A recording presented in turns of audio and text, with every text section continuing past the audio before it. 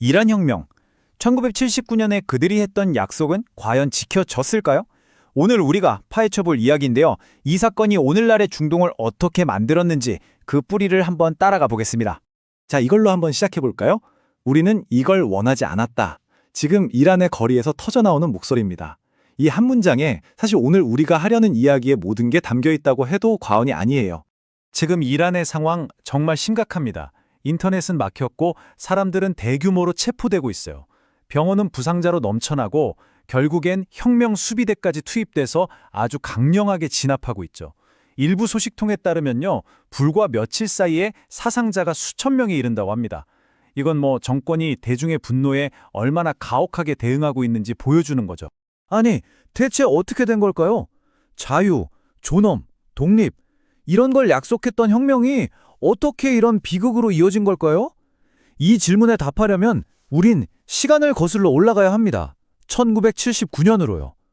도대체 그때 그 혁명은 무엇을 위한 거였을까요? 자, 본격적으로 한번 들어가 보시죠. 네, 먼저 1979년의 약속이 어떻게 오늘날의 분노가 되었는지 그 이야기부터 시작해 보겠습니다. 1979년 이전의 이란은요, 샤, 그러니까 왕이 통치하고 있었어요. 이 샤는 미국이랑 아주 가까웠고 나라를 막 서구식으로 빠르게 바꾸려고 했죠. 겉으로 보면 뭔가 막 발전하는 나라처럼 보였을 수도 있어요. 하지만 그 물밑에서는요, 엄청난 긴장감이 부글부글 끓고 있었습니다. 사람들이 왜 그렇게 분노했을까요? 이유는 여러 가지가 있었어요. 석유로 돈은 버는데 그게 일부에게만 돌아가면서 빈부격차는 말도 안 되게 커졌고요. 사바크라고 불리는 비밀 경찰은 사람들을 억압했죠. 게다가 많은 사람들이 이러다 우리 문화, 우리 정체성이 다 사라지는 거 아니냐, 우리가 무슨 미국의 식민지냐, 이런 굴욕감을 느꼈던 겁니다. 그러니까 이 시아의 정책이 종교적인 사람들과 가난한 사람들 모두에게서 등을 돌리게 만든 거죠.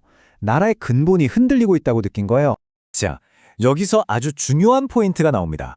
우리가 흔히 이란 혁명이라고 하나로 묶어서 말하지만 사실 그 안에는 완전히 다른 두 개의 꿈이 있었다는 거예요. 두 개의 혁명이 동시에 일어났다고 볼 수도 있죠. 보세요. 이 차이가 정말 극명하죠? 한쪽에서는, 그러니까 대다수 국민들은 뭘 원했냐면 독재 좀 끝내자, 우리에게도 자유와 인권을 달라, 다 같이 잘 살자, 나라의 자존심을 되찾자, 이런 것들이었어요.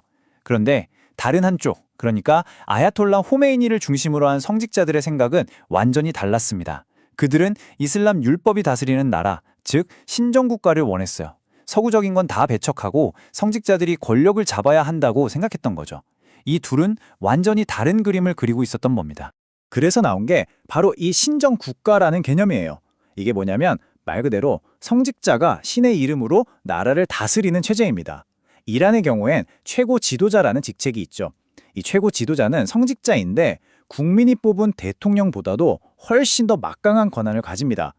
그러니까 결국 민주적인 절차 위에 종교적인 권위가 올라서게 된 거죠. 이게 핵심입니다. 자, 그런데 여기서 관점을 한번 바꿔볼 필요가 있어요. 이란의 현재 정권이나 그 지지자들 입장에서 보면 이 혁명은 실패가 아닙니다. 오히려 엄청난 성공이죠. 왜 그렇게 생각할까요? 그들의 체크리스트를 한번 보죠. 왕점을 무너뜨렸나? 네, 성공했죠. 친미 독재 정권을 몰아냈나? 이것도 성공. 서구에 의존하던 것에서 벗어났나? 그렇죠. 반미 독립 노선을 만들었나? 확실히 만들었습니다.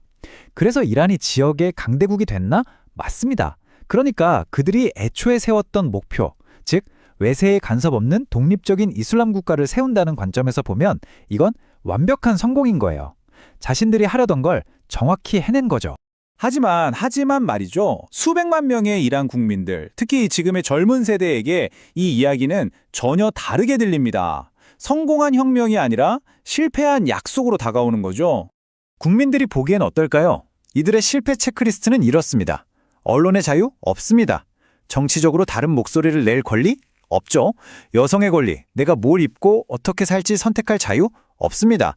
경제는 안정되고 풍요로워졌나요? 전혀 아니죠. 그래서 지금 정부가 정말 국민을 대표하고 있나? 아니라고 생각하는 거죠. 결국 대중이 바랐던 자유와 번영의 약속은 온데간데 없고 그 자리엔 종교적인 강요와 억압, 그리고 새로운 형태의 독재만 남았다고 느끼는 겁니다. 왕정은 무너졌지만 자유는 오지 않았다. 이 한마디가 모든 걸 말해주지 않나요? 지금 거리로 쏟아져 나오는 사람들의 그 깊은 환멸감, 바로 이 문장에 다 담겨 있는 겁니다. 사실 이런 패턴 역사 속에서 꽤 자주 보입니다. 프랑스 혁명, 자유를 외쳤지만 결국 공포 정치로 이어졌죠.